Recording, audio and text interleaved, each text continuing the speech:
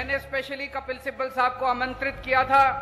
मैं तहे दिल से उनका शुक्रिया अदा करता हूं, उन्होंने हमारा इनविटेशन स्वीकार किया। कभी विरोधी रहे और काफी समय से साथी रहे वरिष्ठ वकील और राज्यसभा सांसद कपिल सिब्बल को अरविंद केजरीवाल ने अपनी रैली में कुछ इस तरह बोलने के लिए आमंत्रित किया और संदेश देने की कोशिश की कि केंद्र सरकार के अध्यादेश के बारे में जो वो कह रहे हैं वही सही है।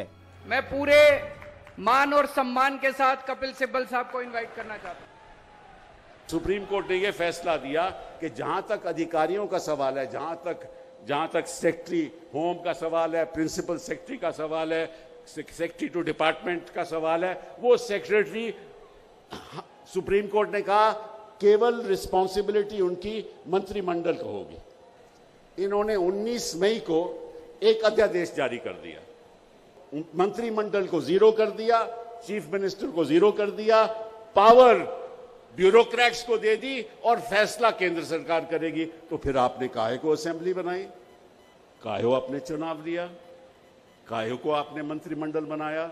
ये कौन सा मजाक हो रहा है हिंदुस्तान में? ये संविधान का मजाक हो रहा है। दिल्ली के ऐतिहासिक रामलीला मैदान में रैली के दौरान केजरीवाल ने केंद्र सरकार पर तानाशाही करने का आरोप लगाया। 75 साल के भारत के इतिहास में पहली बार एक प्रधानमंत्री आया है जो कहता है मैं सुप्रीम कोर्ट को नहीं मानता। जब देश का प्रधानमंत्री कहता है मैं सुप्रीम कोर्ट को नहीं मानता, इसी को तानाशाही कहते हैं, इसी को हिटलर शाही कहते हैं, जनतंत्र खत्म होना कहते हैं। वहीं केजरीवाल के इस बयान से साफ हुआ कि अध्यादेश बहाना है, 2024 निशाना है। मोदी जी के 21 साल, मेरे 8 साल, दोनों के देख लो किसने ज्यादा काम किया। पंजाब के मुख्यमंत्री भगवंत मान ने दावा किया कि अगर बीजेपी 2024 में जीती तो फिर देश में चुनाव नहीं होंगे। अगर ये 2024 में जीत गए, ये संविधान बदल देंगे, उसके बाद इलेक्शन नहीं होंगे देश में। भ्रष्टाचारी हैं। वहीं बीजेपी ने अरविंद केजरीवाल की भाषा पर आपत्ति जताई है। लेकिन जिस भाषा का प्रयोग उन्होंने आज किया है वो उनके छिछोरेपन को दिखाता है।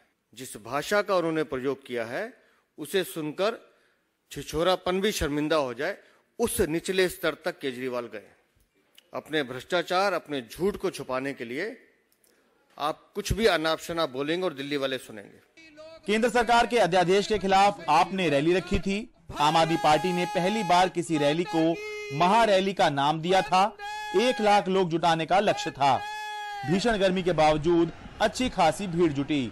कुल मिलाकर आम आदमी पार्टी की कोशिश है कि इस अध्यादेश के बहाने इस लड़ाई को नरेंद्र मोदी बनाम अरविंद केजरीवाल प्रोजेक्ट किया जाए, ताकि 2024 के लोकसभा चुनावों में अरविंद केजरीवाल को विपक्ष का सबसे बड़ा या एक बड़ा चेहरा प्रोजेक्ट किया जा सके।